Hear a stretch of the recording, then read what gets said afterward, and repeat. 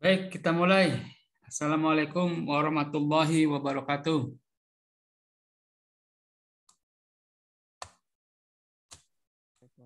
Waalaikumsalam.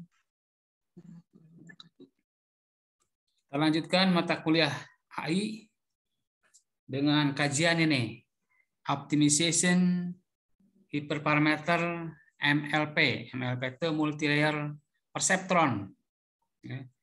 Sebagaimana udah kita ketahui bersama, tentunya untuk membuat si mesin atau si model itu bisa bekerja lebih baik, kita harus tuning hiperparameter, harus menentukan kan parameter-parameter dari algoritma yang akan kita gunakan.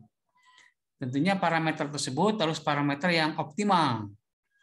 Sehingga kalau kita menggunakan algoritma dengan menggunakan parameter yang optimal, itu diharapkan akan menghasilkan kinerja dari model tuh yang baik ininya, hasil yang dihasilkan itu mempunyai tingkat akurasi yang tinggi. Itu dengan cara salah satu di antaranya selain kita melakukan pre-processing agar si data itu punya kualitas, itu data itu tidak ada yang missing value, data itu dalam kondisi barren, seimbang, data itu tidak ada data yang pencilan, itu dari segi data. Kemudian dari segi algoritma pun, beberapa algoritma yang akan kita hybrid, misalnya atau algoritma yang kita akan gunakan walaupun secara individual, itu parameternya harus dioptimalkan. Nah, pada hari ini kita akan fokus nanti kepada optimisasi parameter pada multilayer perceptron. Karena kalau kita nanti bermain di assemble, di hybrid, itu kita nanti menggabungkan beberapa algoritma. Tentunya algoritma tersebut harus dioptimalkan si parameternya akan menghasilkan model yang punya kemampuan untuk mengklasifikasi atau punya kemampuan untuk memprediksi, punya kemampuan untuk mengenal pola pattern recognition dengan nilai yang cukup bagus. Baik, kita lihat sekarang terkait tentang apa itu hiperparameter kan? Di sini bisa dilihat ya. Jadi model hiperparameter adalah merupakan konfigurasi dari luar model. Nah, nilainya tidak dapat diestimasi dari data itu hiperparameter tuh. Jadi dia konfigurasi dari luar model dan nilainya tidak dapat diestimasi, diperkirakan dari data. Hiperparameter ini digunakan tentunya untuk membantu proses mengoptimalkan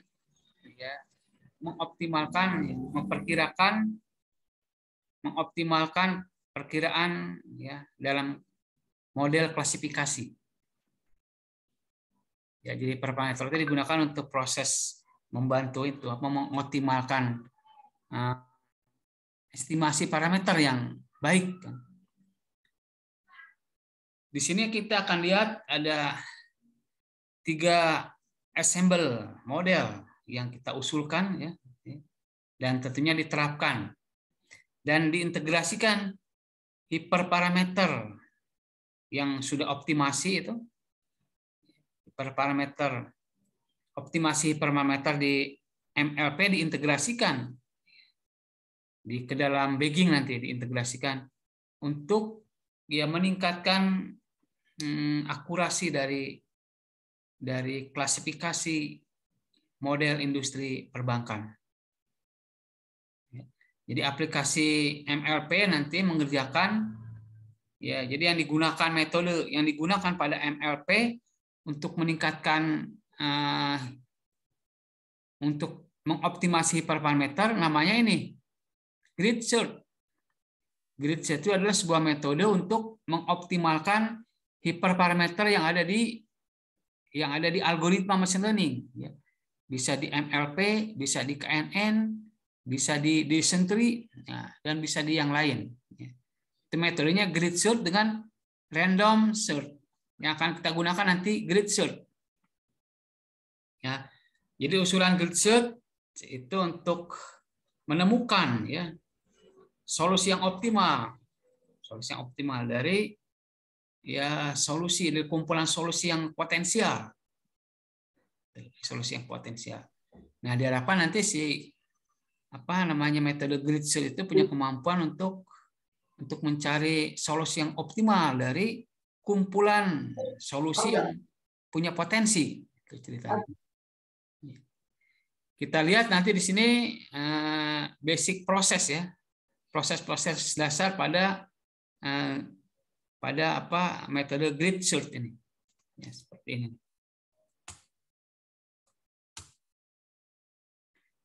Ini adalah tahapan, ya, atau dasar-dasar untuk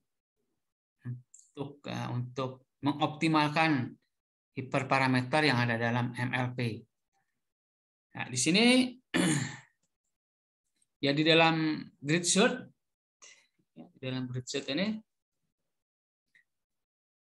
pertama-tama tentunya tentukan model arsitektur, ya, dari siklus pembelajaran, model arsitekturnya.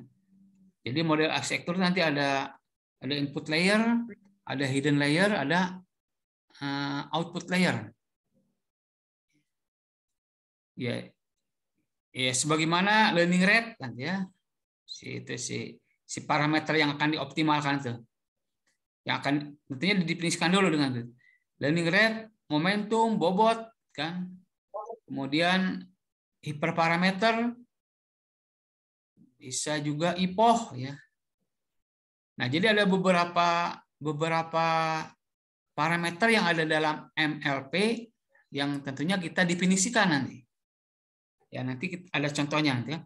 Bagaimana mendefinisikan arsitektur dari MLP, bagaimana mendefinisikan learning rate, laju pembelajaran, bagaimana mendefinisikan momentum, bagaimana mendefinisikan bobot, dan bagaimana, ya, mendefinisikan parameter-parameter yang lain. Kemudian, ya, mengevaluasi arsitektur terbaik dari tahap pertama, ya, mengevaluasi arsitektur terbaik dari tahap pertama, dari first stage tahap pertama, dengan melatih, ya, model yang lain. Jadi nanti melatih, yang mengevaluasi arsitektur dari tahap pertama, ya, dengan melatih model yang lain. Jadi nanti tahap ini digunakan untuk memilih arsitektur, ya, arsitektur dari eksperimen, atau dari percobaan, dari beberapa percobaan eksperimen, several eksperimen. Dan ini tahap 1, ini tahap 2, ya. 1, 2, 3, 4.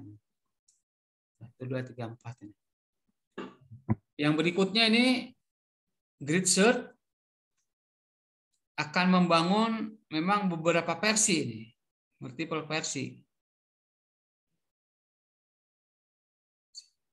Ya, untuk mengoptimalkan, ya, kombinasi hiperparameter yang mungkin.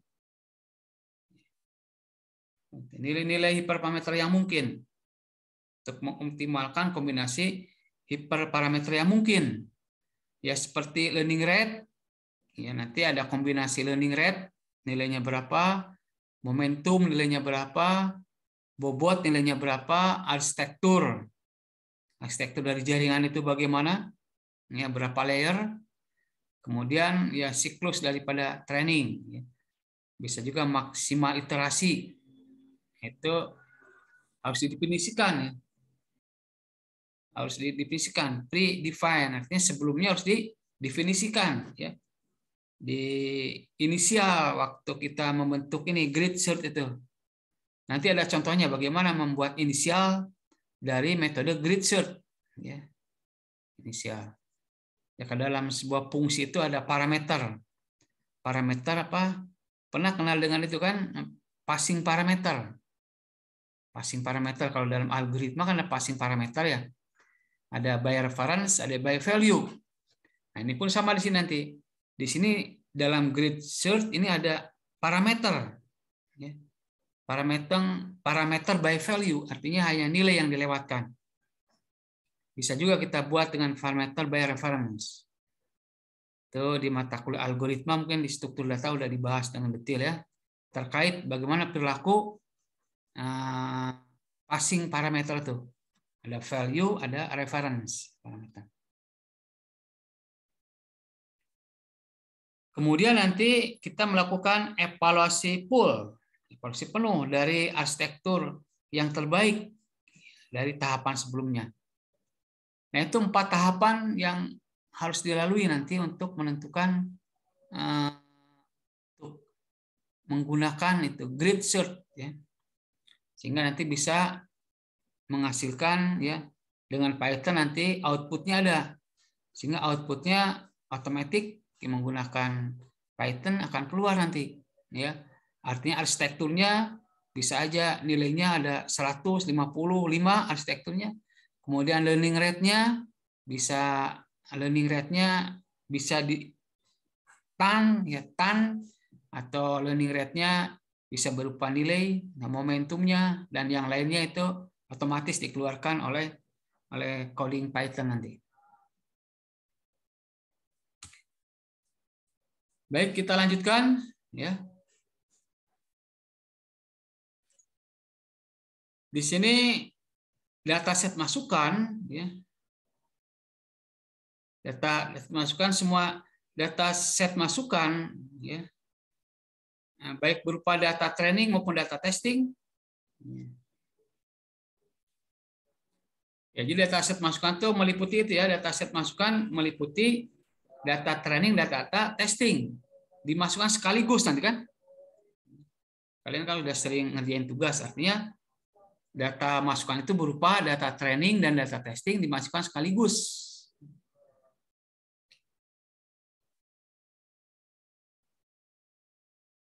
Nah, kita nanti akan mencoba ya menggunakan ini ensemble ya, model ensemble learning new ya, jadi model ensemble learning baru ya. Artinya nanti gabungan di antara ini si model, nanti kita akan eksperimen. Ini model tuh hybrid ya, oversampling ya, oversampling dari Bagging, hybrid oversampling dari Bagging. Hybridnya apa yang di hybrid bisa aja nih di sini tandakan 4, berarti 4 algoritma nih sih. Yang di hybrid itu bisa apa? Logistic regression, support vector machine, atau random forest. Satu lagi bisa multi perceptron gitu. Jadi hybrid 4 algoritma machine learning di sini. Kemudian diadakan oversampling. Oversampling itu si datasetnya kan dibuat balance dengan menggunakan metode oversampling. Ya, itu nanti diintegrasikan Bagging. Integrasi dengan Bagging dengan menambahkan ini Pak, menggunakan grid search MLP dengan menambahkan optimasi hiperparameter dari MLP. Berikutnya sama ini. Ini pun nanti boosting ya. Yang kita algoritma boosting akan kita optimasi, yang kita eksperimen. Kemudian di sini adalah stacking ini. Ini stacking ya, hybrid. 4 algoritmanya sama dengan yang terdahulu, oversampling sama, tapi yang digunakan itu stacking. Nah, diintegrasikan juga optimasi atau grid search dari MLP ya, untuk diajukan dan diterapkan tentunya. Ya, dalam rangka untuk meningkatkan performansi dari sistem klasifikasi kan, klasifikasi prediksi ini kebangkrutan ya pada industri perbankan. Kemudian model klasifikasi ya, model klasifikasi nanti memisahkan data training set ke dalam ya beberapa bagian training. Beberapa bagian ya data set yang baru ya, training yang baru. Secara random sampling dan membangun model berdasarkan data training baru nih. Yang baru.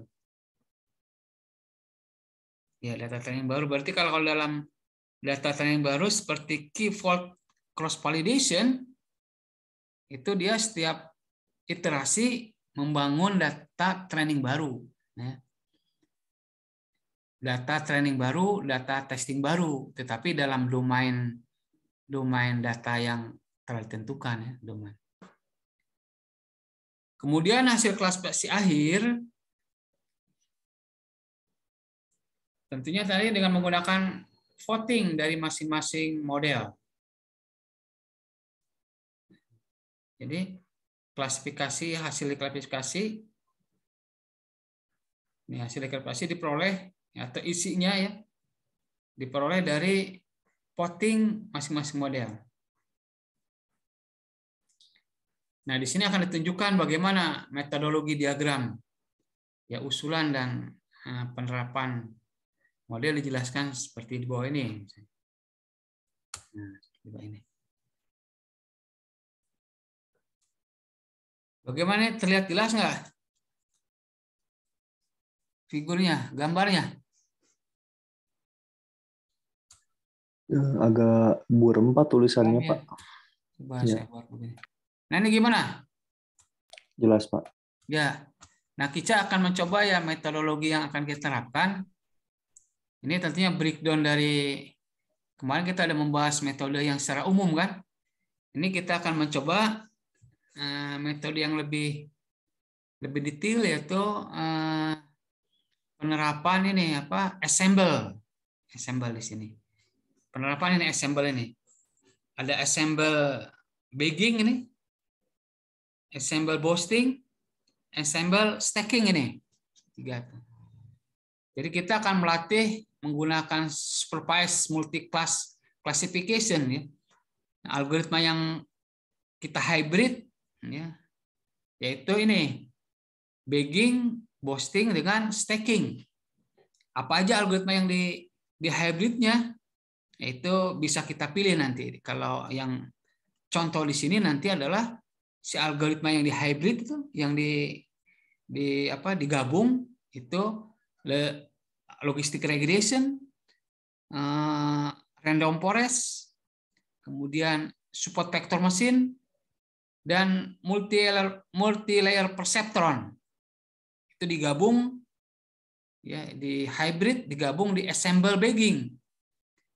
Nah, kemudian di algoritma multilayer perceptronnya dioptimasi si hiperparameternya dengan menggunakan metode grid search. Nah, makanya di sini ada plus G ya, grid search.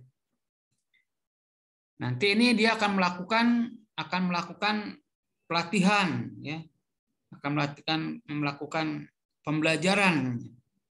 Hasilnya nanti diuji dengan data test dari masing-masing hybrid algoritma ini.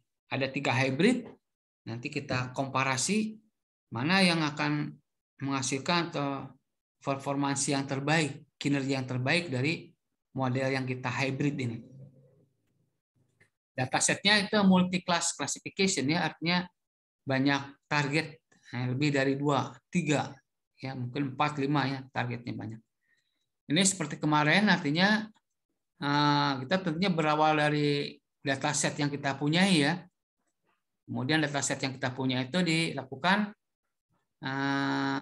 pre-processing dan handling imbalance data.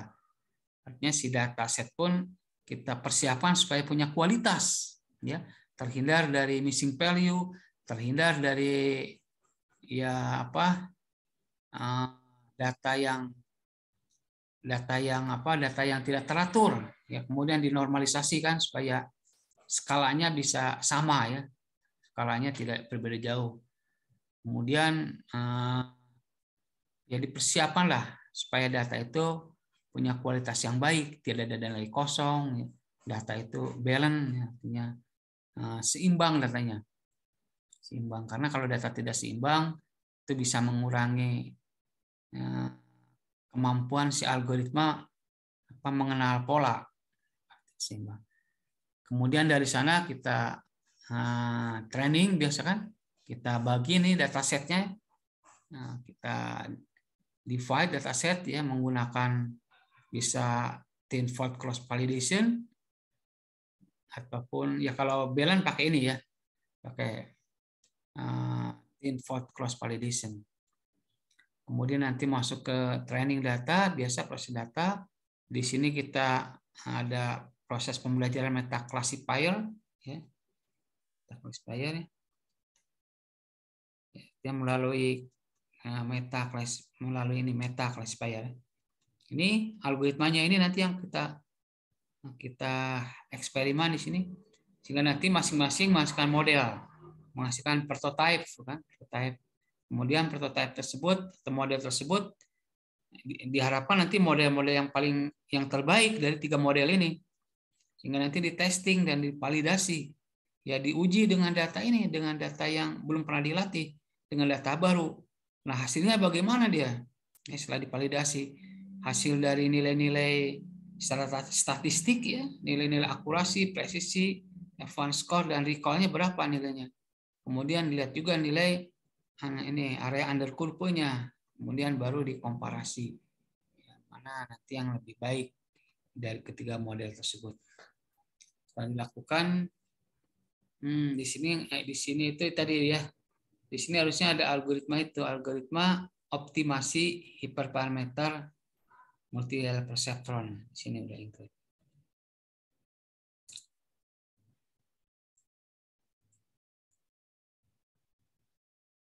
Ya, baik, di sini riset ini ya bertujuan untuk ya mendapatkan klasifikasi yang terbaik ya, model pasien terbaik dari ini model bankruptcy yang terbaik tentunya. Baik dari industri perbankan.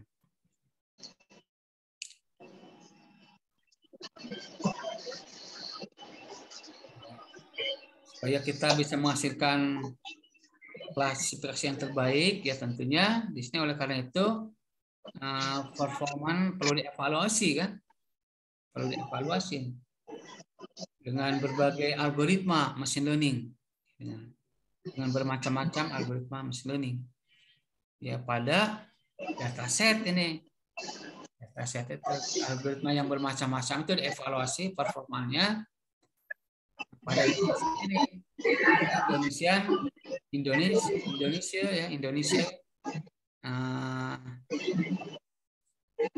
bisa rasio dataset Indonesia finansial rasio dataset.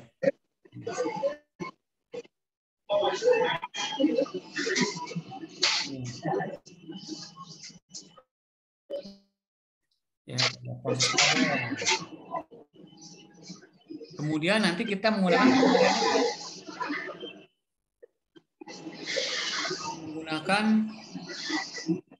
bagging di sini, bootstrap aggregating, ya. Step aggregating.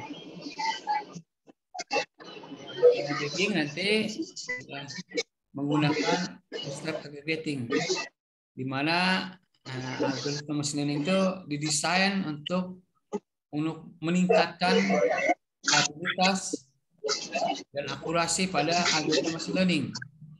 Ini digunakan statistik dan regression.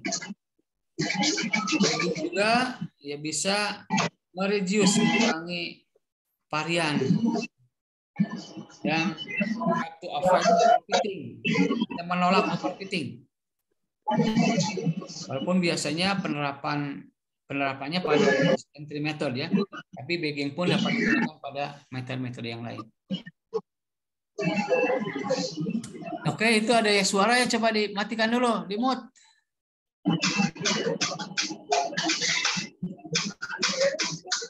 Siapa itu? Jadi dulu.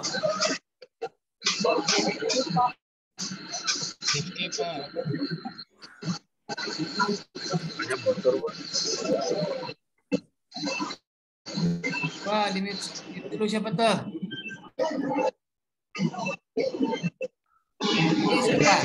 Rifki punten Rifki, Pak. Rizky cepat tolong dikasih tahu.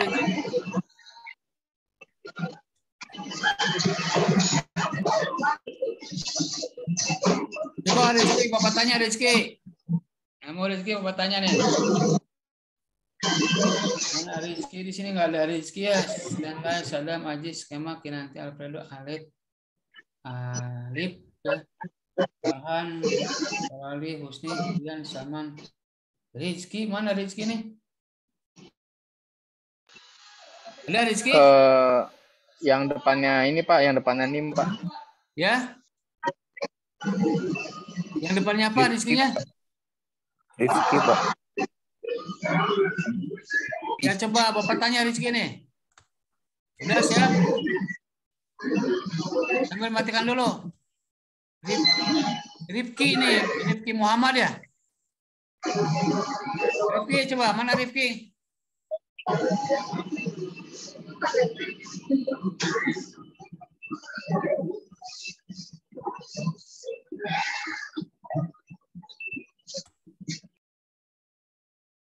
Ya, oke, Rifki nggak ada. Mau ditanya tadi. Oke, kita lanjutkan ya. Nah ini apa gambaran dari tadi ya, gambaran dari bagging ini. Bagging ya. Jadi kita nanti kan punya training dataset ya. Datasetnya apa aja ya? Financial ratio di sini. Semuanya financial ratio. Ya. Bootstrap sampel. Ya, secara random ya. Ya, dengan penggantian ya. Inilah bootstrap ini yang ngambilnya. Sampling nanti penggantian itu seperti keyword cross validation tadi diganti-ganti kan. Kemudian algoritma yang kita hybrid nanti ini ada logistic regression ya. Naive Bayes, random forest dan multi layer perceptron. Buka bisa aja nih support vector mesin ya. Kita lihat nanti. Ini nanti pembelajarannya melakukan ini meta classifier ya. Nah, tentunya nanti di sini ada final prediction of bagging assemble. Nah, di sini meta classifier ya. Final prediction-nya menggunakan apa? Coba Alip. Mumpung kelihatan Alip nih. Final prediction pakai bagging pakai apa? Alip, ada Alip? Dulu pernah kita bahas. Final dari bagging. Masih ingat nggak? Udah agak lupa, Pak. Lupa. Pakai itu majority voting kan? Apa itu majority voting? Lupa saya, Pak. Lupa lagi. Farhan siapa? Majority voting apa di sini? Final prediction atau final classification?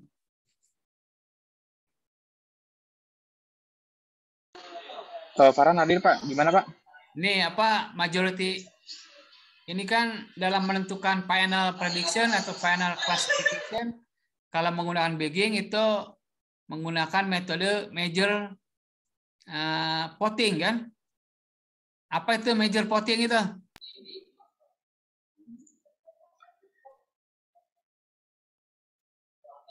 Major voting itu algoritma, Pak. Algoritma untuk mencari sequence yang paling banyak menggunakan linear time dan constant space, Pak. Ya, suara yang terbanyak ya. Oke. Nah itu ya, Pak, Alip betul. ya.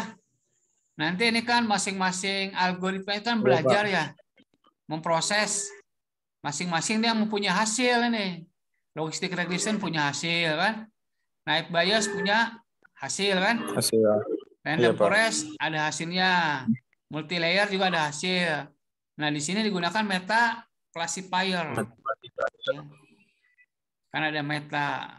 Sekarang tuh zaman meta apa ya? Metaverse, Pak. Metaverse ya, Metaverse kan melalui classifier-nya juga menggunakan meta classifier ya. Artinya seperti heuristik kan? Kan dalam algoritma itu ada algoritma blind, ada algoritma heuristik. Kalau algoritma blind itu algoritma yang mencari keputusannya melalui prosedur yang sekuensial, ya, dilakukan dari ya sekuensial itu dari 0, 1, 2, 3 ya, terurut, terstruktur. Itu blind algorithm, banyak sih blind algorithm itu. Berarti algoritma searching biasa kan, binary search misalkan, kemudian ada sequential search kalau ada algoritma belajar. Ada juga namanya itu algoritma heuristic search atau meta heuristik. Artinya kalau heuristic search atau meta heuristik itu pencariannya tidak dilakukan secara prosedural ya, mulai dari awal sampai akhir melalui proses yang logis dan sistematis. Tapi kalau meta heuristik atau meta heuristik ya, heuristik classifier atau meta classifier itu dia melakukan pencarian dengan menggunakan nilai tertentu yang jadikan acuan.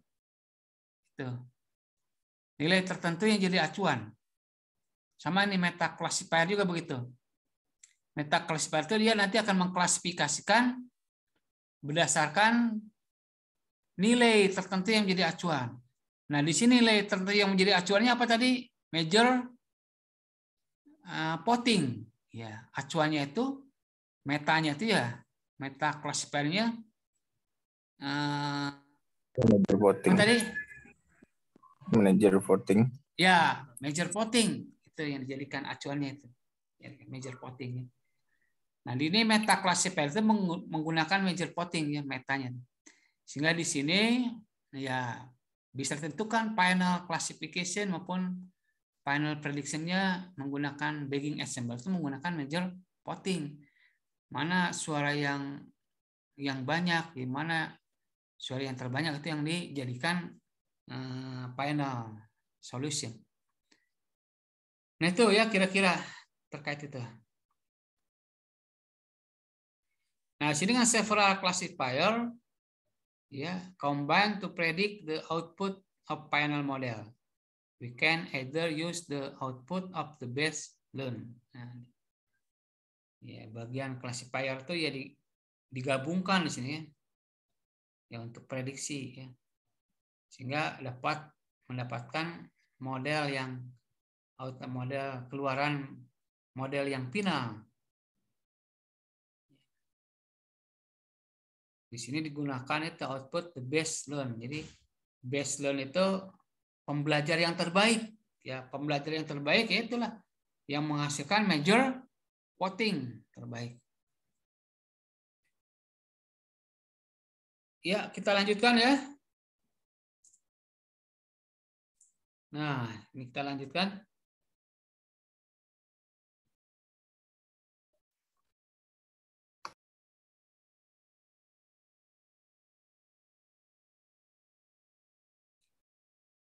Di sini ya apa yang diajukan tuh hybrid upper sampling, ya. Hybrid upper sampling tuning hypermeter MLP pada Bayes merupakan salah satu model pembelajaran ensemble yang diusulkan dan diimplementasikan. Jadi hybrid upper sampling. Jadi hybrid upper sampling yang mengintegrasikan ini apa hiperparameter, penyetelan hiperparameter MLP pada Bayes. Merupakan salah satu model pembelajaran ensemble yang diusulkan nanti dan diimplementasikan. Kemudian resampling model, ensemble membuat beberapa asumsi khusus proyek bahwa diperlukan perkiraan yang kuat dari kinerja model pada data yang tidak terlihat. Bahwa ada potensi untuk peningkatan kinerja menggunakan ensemble model. Jadi ya memang diperlukan perkiraan yang kuat dari kinerja model pada data yang tidak terlihat. Ya diperkirakan ada. Jadi data yang tidak terlihat itu apa, data testing. Data testing kan belum dilakukan pelatihan. Tidak terlihat dia, data testing itu. Data testingnya punya potensi tentu untuk meningkatkan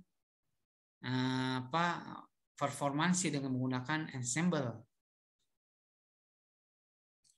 Nah, di sini dalam hal ini kami akan membuat subset dengan mengambil sampel secara acak sekelompok titik dari dataset pelatihan dengan penggantian ya.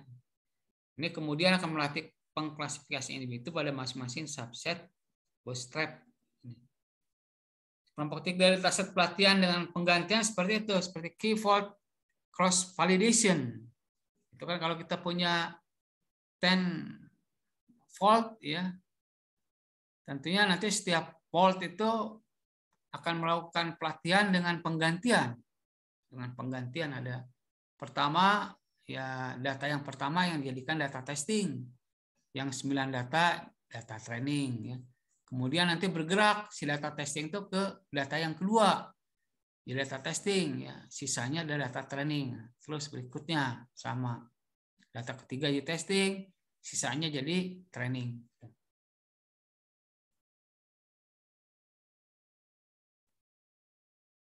Ya ini nanti hybrid upper sampling dan tuning parameter ARP diintegrasikan pada bagging. Merupakan salah satu model klasifikasi ensemble yang diusulkan dan diimplementasikan. Ini tadi udah ya. Nah.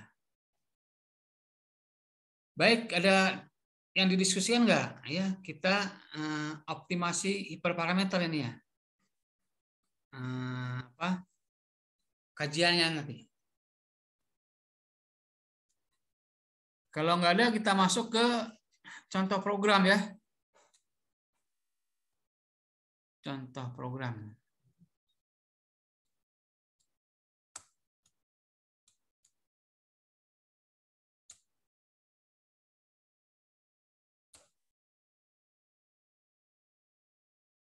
Ya, silakan kalau didiskusikan dulu.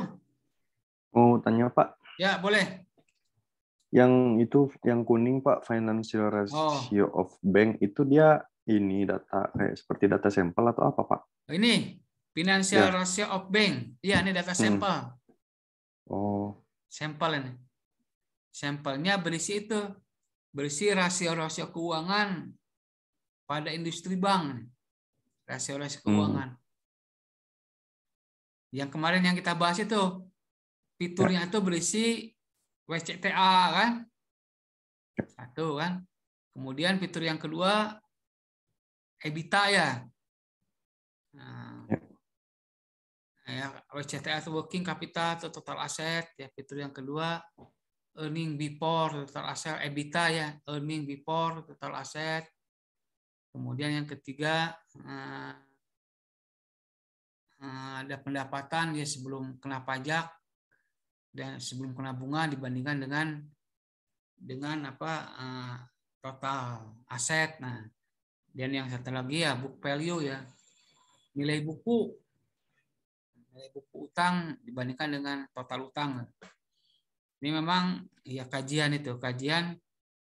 akuntansi ya, tapi kita sebagai orang informatik ya, ilmu kita bisa apply dimanapun ya, bisa apply di ilmu akuntansi, bisa apply di ilmu tata ruang, nah kemana aja. Tapi dengan konsekuensi kita harus mau baca permasalahan yang mau kita selesaikan ini permasalahan. Nah itu kurang lebih. Ya, kasih Pak. Ada lagi yang lain selain Husni? Urusan Husni ya? Ya Pak. Ya. Okay.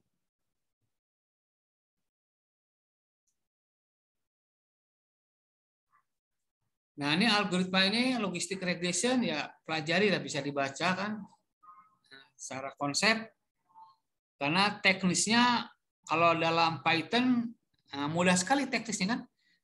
tinggal hanya memanggil apa, Alif, kalau dalam Python. Kalau kita akan menggunakan ini algoritma logistic regression. Import, Pak. Ya, hanya dengan import aja si fungsi logistic regression-nya. Udah kita dapat Pak. coding logistic regression dengan Python ya. Oleh manufaktur si Python-nya sendiri. Sama naik bias, random forest. Ini kalau membuat program sendiri lama nih, Pak. Error lagi. Error. Tapi kalau menggunakan Python, sehingga kita sebagai programmer dibuat mudah kan? Ya, sehingga kalau dibuat mudah begitu, tentunya harus lebih produktif kita tuh. Ya, sebagai analis, sebagai mahasiswa IF harus lebih produktif. Mau mengimplementasikan ke berbagai bidang. Ya, secara konsep harus dipahami. Karena secara teknisnya kita sangat dibantu sekali dengan software-software yang ada sekarang. Luar biasa sekali nih, sehingga kalian tuh bisa produktif ya. Membuat TA mungkin lebih berkualitas daripada saya dulu kan. Saya dulu tuh asal ada judul aja, karena membuat codingnya pun setengah mati, susah kan. Kalian tuh codingnya ya konsepnya dipahami, ya codingnya sudah ada, tinggal cari problemnya apa kan. Kemudian solving problemnya ya kita create. Ya kalau bisa aplikasinya ke yang lagi tren-tren sekarang ya, apa metaverse apa sekarang tuh. Teknologi sekarang tuh banyak sekali itu blockchain. Wah, itu saya rasa ya ilmu AI ini, algoritma ini bisa diterapkan kepada teknologi blockchain kan, teknologi-teknologi yang lain. Ya tinggal kita mau mengeksplorasi aja. Ya itu ya kurang lebih. Kalian harus lebih smart ya. Baik, kalau nggak ada kita masuk ke itu ya. Masuk ke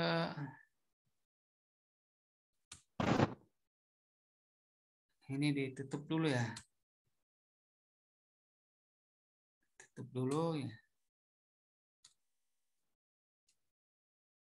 Stop share dulu ya. Oh, ini sorry tua nggak ditanya Sorry tua apa yang disebut overfitting? Sorry tua. Apa, Pak? Overfitting apa? Bentar, Pak. Iya. Sorry tua.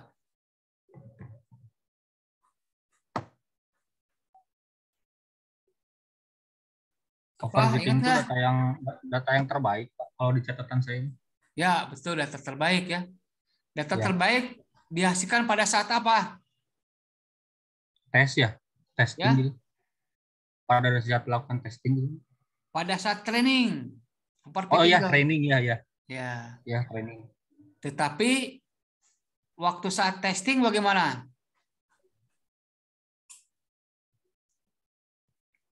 Gimana soal itu? Ya? Kalau di catatan saya mah hanya segitu, Pak. Oh, dia. Nah, itu kelemahan dari overfitting itu pada saat training dia menghasilkan data yang terbaik, tetapi waktu dites dia tidak mampu mengenali pola yang ada. Ya. Dikenalinya dengan baik saja. Makanya overfitting itu tidak dibolehkan, ya. Tidak dibolehkan overfitting itu, karena overfitting itu waktu training dia baik, tetapi waktu di testing baik juga, padahal datanya bisa aja data yang jelek dibilang baik. Yaitu namanya itu true false. False apa? Bukan true false. False apa ya? Kan ada true, ada false. Ada false apa? Dalam data begitu apa namanya? Siapa nih? Farhan aja. Data begitu gimana, Farhan? False atau true? Data apa pun kan? Data tadi kan dari overfitting ya. Overfitting itu dia waktu training menghasilkan data yang baik. Baik. Ternyata waktu dikasih data testing itu menghasilkan data terbaik juga, padahal datanya jelek. Apa yang terjadi namanya itu? Yang kalau kejadian itu apa disebut apa namanya? True false, Pak. True positif atau false positif? False positif. Ya, false positif. False positif. False positif itu ya yang diprediksi false, ternyata gimana? False positif tuh. Diprediksi apa? Diprediksi Yang salah. salah, Pak. Hasilnya? Diprediksi salah. Benar, Pak. Hasilnya? Betul. Hasilnya? Ya, hasilnya betul, Pak. Kalau ini diprediksi benar, padahal salah, kan? Iya, Pak. Betul, Pak. Salah. Tadi itu apa namanya? Kan tadi overfitting ya. Overfitting itu waktu latihan, itu waktu training, hasilnya baik. Ya, kata Solitua itu apa tadi? Terbaik, ya. Waktu latihan, tapi waktu diuji dengan data testing, hasilnya apa? Hasilnya apa, Farhan? Bagaimana, Pak? Nah, coba dengarkan lagi nih, diulang lagi. Siapa? Tadi kan menggunakan overfitting ya. Kata overfitting, kata Solitua, Iya, dia Pak, betul. menghasilkan data training terbaik hasilnya. Oke, betul Iya, kan? Pak, betul. Betul. Tetapi waktu di testing, ini overfitting ya. Waktu di testing, Iya, Pak. dia menghasilkan hasil yang terbaik juga. Padahal datanya itu data yang jelek. Disebut apa namanya itu yang model begitu? False positif, Pak. False positif. Soalnya kan ya hasilnya kan hasilnya benar tapi salah, Pak. Hasilnya salah. Diprediksinya benar ya. Ya. Tetapi salah. Ya, betul, Pak. Jadi true positif gitu, Pak. True positif tuh, kalau true positif betul. False positif, Pak. True positif betul, dia diterima sistemnya kan. Kalau ini mah jadi Iya, Pak, bahaya false positif, ini. Pak. Ya? False positif, Pak.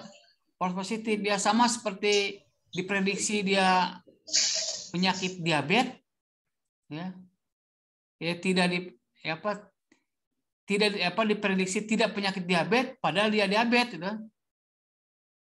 Model begitu. Jadi bahaya ya, Pak, kalau betul, diprediksi baik padahal jelek. Nah, itu bahaya berarti. Oke, baca lagi ya terkait false positif dan false negatif. False negatif. Husni, itu false negatif atau false positif? Yang mana, Pak? Yang tadi yang diskusi dengan Farhan itu. Sama, Pak. Apa? False positif. False positif, Pak. False positif. Ya. Kalau false positif kan, coba pikirkan lagi kan, kalau false positif itu, Bapak rasa false positif itu, ya prediksinya itu, ya diprediksi salah, jadi, tapi benar. Seolah-olah benar, padahal kan aslinya salah ya, Pak. Iya, itu tidak bahaya kan? Kalau seolah benar padahal salah, itu bahaya. Ini bahaya kan? Ya bahaya, Pak. Bahaya. Diprediksi benar, ternyata salah. Tapi padahal mah tidak benar ya aslinya mah gitu, Pak. False positif, Pak. Diprediksi aman ya si industri perbankan, safe zone. Ternyata si industri tersebut tuh distress, bermasalah. Ya. Bermasalah. False positif, false negatif.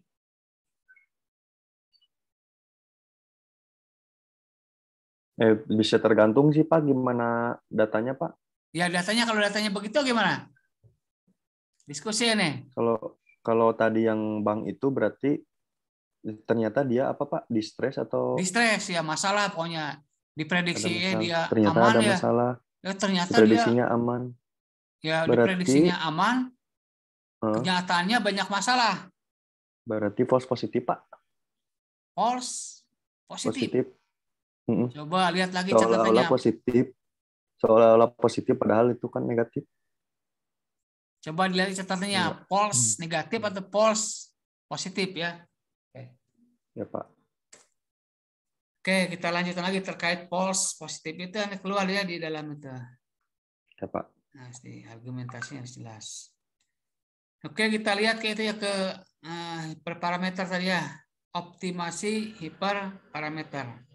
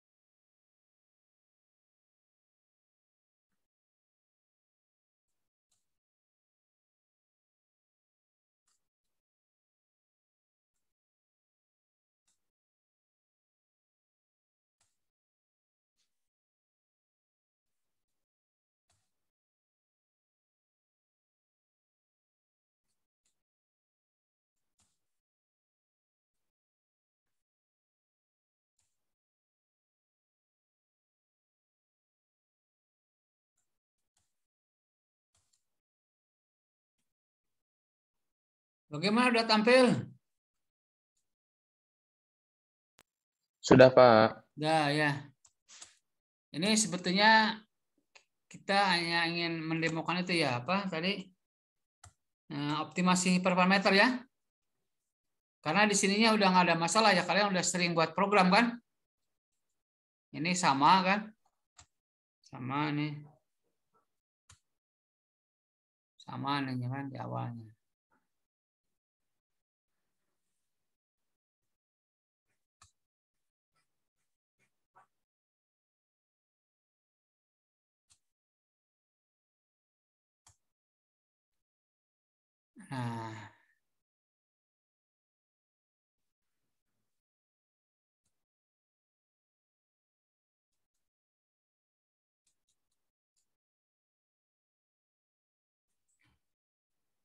Nah, kita lihat di sini kalau kita langsung membuat, kalau di atasnya biasanya kalian apa?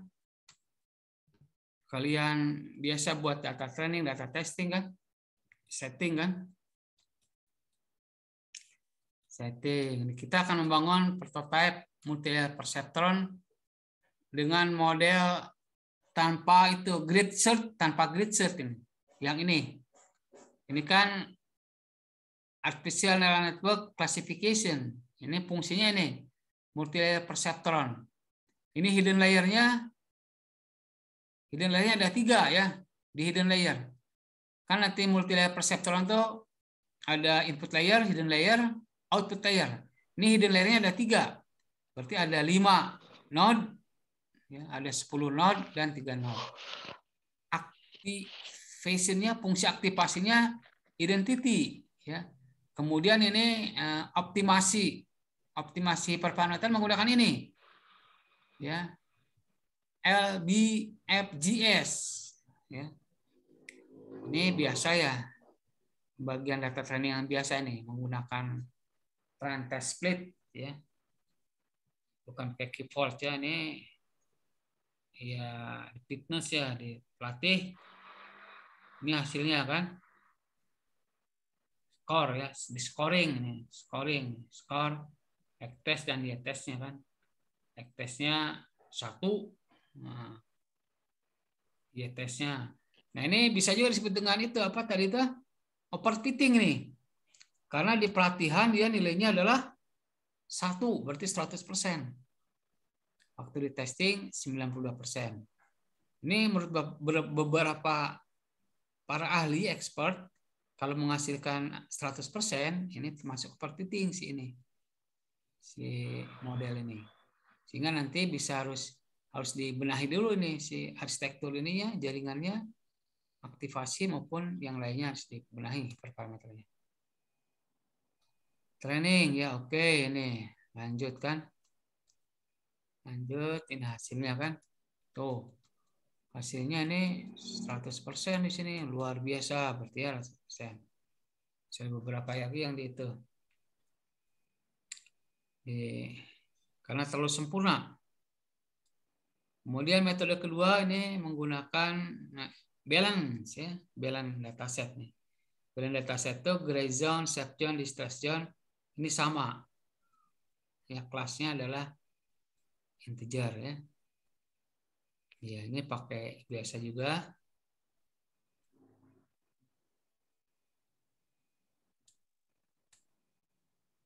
Ya, kemudian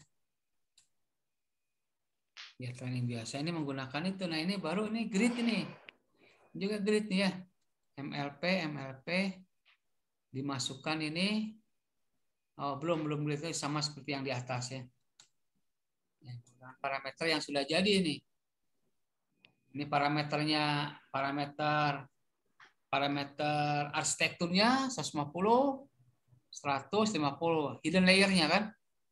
Maksimal iterasinya 300, aktivasinya relu, solvernya Adam. Ya. Dicek sini, dan hasilnya ini dia menghasilkan nilai yang ini. Ya. Nilai yang terbaik ini kan. Ya, nilainya ini ya, nilainya. Belum diadakan proses kan. Kemudian ini panggil lagi. Ini standar scalar ya, standar scalar itu untuk normalisasi ya, supaya skalanya itu terstandarisasi ya, supaya nggak ada itu kan. Pengklasifikasi ya ini, pengklasifikasi ya ini kanan ya, ini Adam ya, outputnya ini ya. Oke, masih ini ya. Evaluasi ini 92 nih. Ya, ini juga belum nih tanya, belum menerapkan ya. Belum menerapkan. Ini menerapkan. Ini hidden layernya udah sini, hidden layernya ya. Bisa 50, 150. Nah, ini udah diterapkan ini.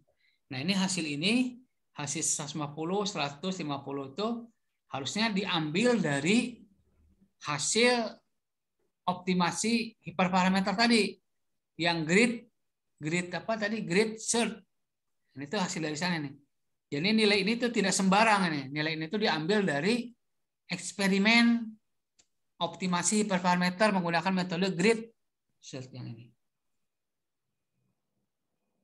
Nah, ini hasilnya ini, kemudian nanti setelah dijalankan, ini akurasinya hanya 92% itu yang menggunakan ini.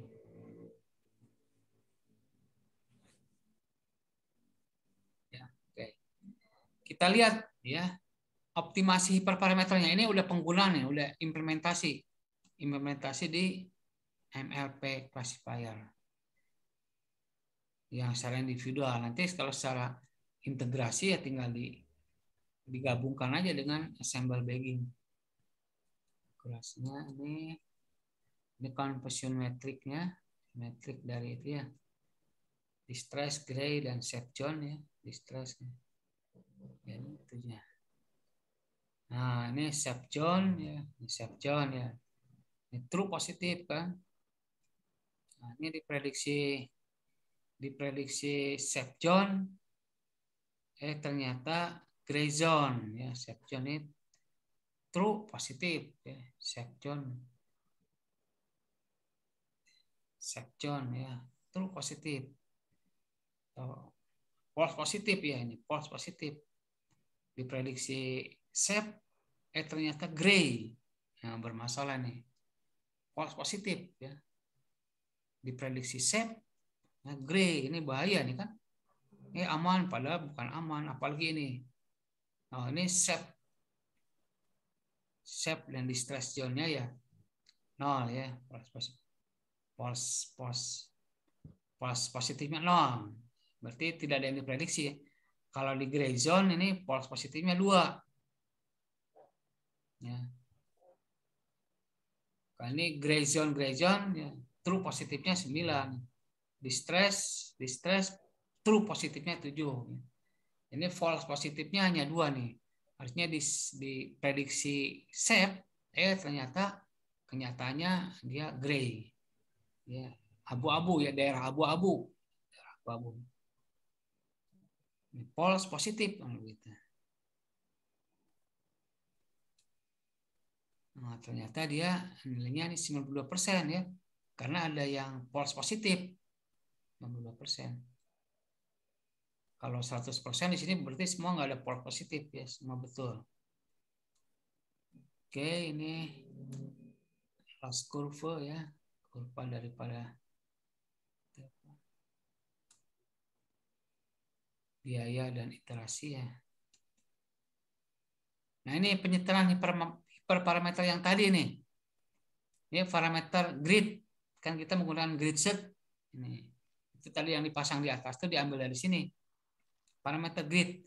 Artinya hidden layer size ditentukan dulu. Ditentukan ya. Tadi langkahnya kan diinisialisasi kan. Masing-masing hiperparameter tuh. Diinisialisasi. Inisialisasinya berapa? 150, 150 ya. Hidden layer. Ukuran hidden layer. Ada 120, 80, 40. Ada 100, 50, 30. Ini adalah inisialisasi nih. Ya. Inisialisasi dari hidden layer. Nanti dipilih sama si grid ini. Sama si grid itu dipilih. Mana arsitektur 1, 2, 3. Arsitektur hidden layer mana yang terbaik. Hidden layer nanti bisa menentukan. Kemudian maksimal iterasi atau IPOH kan, atau looping. Berapa di set 50 sama dia, di set 100, 50. Nah, dilakukan pemilihan. Ini harus sesuai ya ini. Kemudian fungsi aktivasinya. Kan fungsi aktivasi itu ada, sebetulnya ada sigmoid function, ada itu sigmoid function. Kalau sini 10H ya, 10H ya. Ada ReLU. Nah, fungsinya, fungsi aktivasinya. Bisa juga kita pasang sigmoid function, tapi sigmoid function dilihat dulu sintaknya bagaimana. Kemudian ada juga solver, artinya optimasi, parameter optimasinya. Ada yang menggunakan ADAM, ada yang menggunakan SGD. Nanti dipilih salah satu sama si solver. Kemudian alfanya, ya.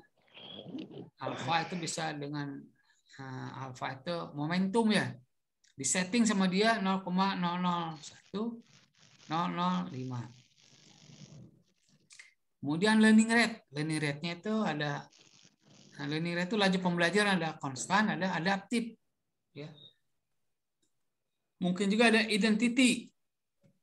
Nah, artinya semakin banyak yang kalian ketahui terkait parameter semakin bagus. Berarti semakin banyak yang kita inisialisasi kan. Sehingga nanti makin baik si grid search itu menentukan kombinasi mana yang sesuai, yang bisa menghasilkan nilai yang terbaik. Ini grid ya, ini grid search, ya, cross validation ya, MLP classifier, ya, parameter grid, and job, dan cross validation-nya 10 nih, dibagi 10 si fault-nya. Ya, multi-layer parameternya grid, and job-nya itu yang menggunakan mesin ya, penuh, secara penuh mesin ini kan. Kemudian di sini grid ya, fitness, train X, L, dan train Y. Kemudian print grid base parameter, artinya dimunculkan, ditampilkan, ditunjukkan mana parameter yang terbaik. Nah, parameter yang terbaik menurut grid search ini aktivasinya adalah 10H, alfanya 0 ya 0.0001 kan. Hidden layer size-nya ini ya 150 kan. Learning rate-nya konstan, learning rate-nya nih konstan. iterasinya 50, solvernya ada. Berarti ini yang terbaik. Ya, 150. Sehingga diuji coba di atas. Ini hasil ini diuji coba di atas ini kan, yang tadi ini.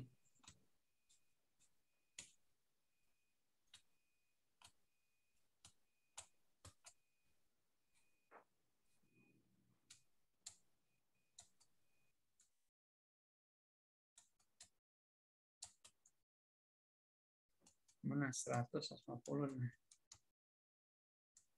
Nah, ini dicoba di sini tadi, ya.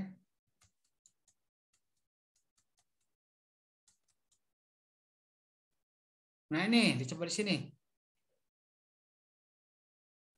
Bukan yang ini ya, ini mah yang lain ya. Coba di sini.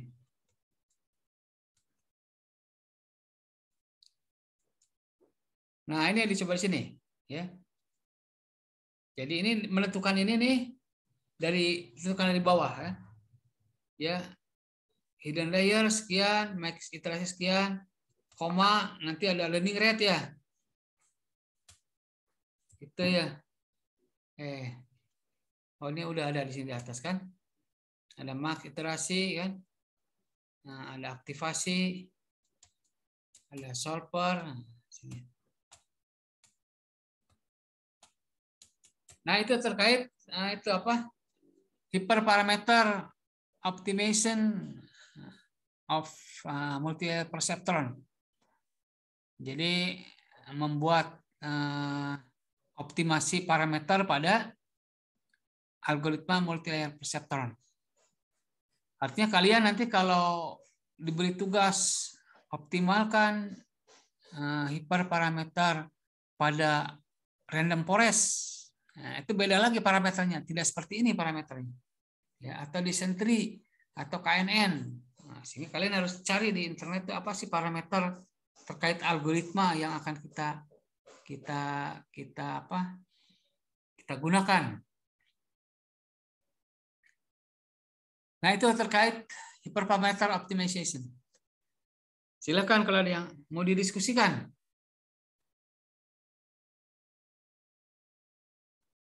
Mau Pak. Ya. Yang itu kan ada activation, relu, terus solver, Adam. Ini ya. Ya, parameter-parameternya itu teh apa, Pak? Parameter ya. Parameter tuh ya pernah itu membuat program menggunakan Pascal atau sih? Ya, maksudnya tuh Pak, kan ada banyak parameternya tuh Pak. Nah, itu tuh isinya memang apa aja gitu Pak. Oh iya. Ya isinya kalau kita membuat itu ya kita lihat misalnya kita contoh waktu membuat program pakai Pascal atau C ya atau algoritma menghitung luas persegi panjang. Bagaimana luas persegi panjang rumusnya? Panjang kali lebar, Pak. Ya, hanya panjang kali lebar ya. Luas persegi panjang ya. Panjang kali lebar bukan 2PL bukan. Hanya panjang kali lebar ya. Ya. Ya. Panjang kali lebar. Kan berarti kalau di program C itu atau PHP ya misalkan kita akan menghitung luas persegi panjang. Artinya apa? Program utamanya, main programnya. Nah, kemudian di dalam main program itu ada hitung. Function hitung misalnya. Function hitung ya. Nah, kemudian kan kita membuat fungsi hitung kan di atas. Fungsi hitung itu berisi parameter. Apa parameternya di fungsi hitung? Didiskusi aja. Panjang dan lebar, Pak. Ya, panjang lebar sih fungsi hitungnya. Di sini L dan P misalkan ya. Dibuat aja apa namanya? Tipe itunya, tipe parameternya apa intinya. Nah, P dan L ya. Ya, P-nya kan bisa diisi dengan 5 ya. L-nya bisa diisi dengan 6. Parameternya si P dan L-nya. Sama juga di sini. Ya. Di sini itu parameter kan? Nah, parameter. Nah, seperti ini parameter dari hidden layer. Ini 150, 100 dan 50. Nah, berarti di hidden layer itu ada satu layer itu berisi node 150. 1, 2, 3, 4, 150 ya. Di node pertama. Node yang kedua di layer kedua ada 100 node. Node itu alat pemrosesan lah. Proses 1, proses 2, proses 3, proses 4, 5, 6 sampai 100. Di layer 3 ada berapa? Siapa nih Husni yang tanya? Ya Pak, 50. Ya, 50. Berisi berapa Husni? Berisi berapa node? 50 Pak. Ya, 50. Jadi proses 1, node prosesnya. Proses 1, 2, 3, 4, 5. Itu arsitekturnya begitu. Di hidden layer ya. Input layernya hanya 1 biasanya input layer. Inputnya, kalau output layer bisa 1, bisa 3. Nah, itu parameter. Kemudian max iteration ya, iterasi atau looping. Ini kira-kira loopingnya berapa ini? 300 kali ya Pak? 300 kali, loopingnya 300 kali. Ya misalkan for i1 tuh 300 ya kalau dalam C kan. For i1 tuh 300, ya loopingnya 300, muter 300 ya. Kemudian aktivasi nih. Aktivasi fungsi aktivasi. Ini di setting relu. Ya, gimana? Fungsi aktivasi ya, Pak? Ya, fungsi aktivasi itu relu. Kan ada tang tadi, ada fungsi aktivasi undak biner kalau yang sederhana, ada fungsi aktivasi sigmoid function. Kalau undak biner itu misalnya begini, nilai berapapun yang masuk, kalau di atas 0,5 itu diklasifikasikan sebagai angka berapa, Husni? Kalau berapa, Pak? Kalau nilainya itu 0,6. Nilainya 0,6. Outputnya berapa? Kalau melalui fungsi aktivasi undak biner, nilainya jadi 1 gitu. 1. Ya gitu. Kalau 0,4, nilai 0,4 masuk ke aktivasi 0 nggak, Pak? Ya, hanya gitu aja. Itu aktivasi yang sederhana. Rumusnya begitu. Ya. Kalau ini relu tuh ada rumus juga nih. Harus dipelajari memang relu tuh rumusnya bagaimana? 1 bagi apa kan? Oh iya. 1 rumus. Nah, ini udah disediakan maksudnya. Oleh si Python sudah disediakan, tinggal manggil aja. Menjalankan aja si fungsi aktivasi relu. Menjalankan, nanti ada hasilnya kan. Hasilnya di passing nanti kan, dikirim ke program utama yang manggil di sini kan. Solver juga sama. Artinya ada sebuah parameter untuk mengoptimasi. Nah, di sini tuh Adam namanya. Ada identity, ada Adam, ada banyak. Dia pun sama algoritma atau program yang menyesuaikan. Nah, itu kalau dibedah mungkin begitu ya, kalau dibedah sih ya, Pak. dalam programnya. Jadi parameter di sini hanya untuk menampung nilai, yang nanti dikirim ke ini ke program pemanggil training skala ini. Ini training X scale itu program juga ya. Nah, juga memasukkan ini dan layernya sekian. Ya itu kurang lebih Husni. Ya Pak. Terima kasih Pak. Silakan yang lain ada yang didiskusikan.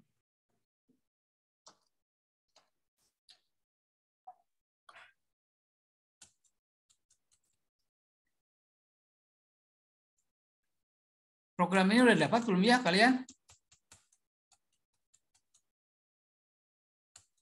Kayaknya belum. Belum. Ya nanti dikirim ulangnya, ingatkan ya dikirim ya. Supaya kalian pelajari terus ngadain itu pendalaman ya. Ngadain eksplorasi.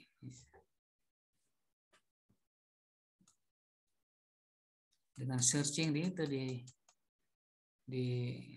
banyak di Kaggle ya, banyak short coding free ya.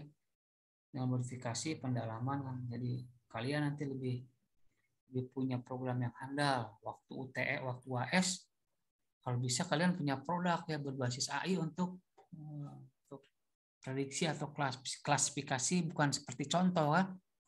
Cari inovasi lah, cari state of the art-nya apa, itu akan nilainya bisa A itu. Kalau kalian bisa mencari state of the art dari ilmu ini, cari pembaruan ya, cari inovasi kan, cari kontribusi kan, kontribusi terhadap algoritma, kontribusi terhadap pengolahan data, kontribusi terhadap ya apapun bisa diakui. Asal dimodifikasi aja.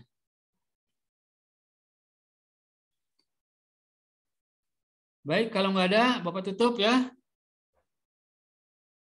Ya, Pak. Ya. Bapak tutup dengan doa.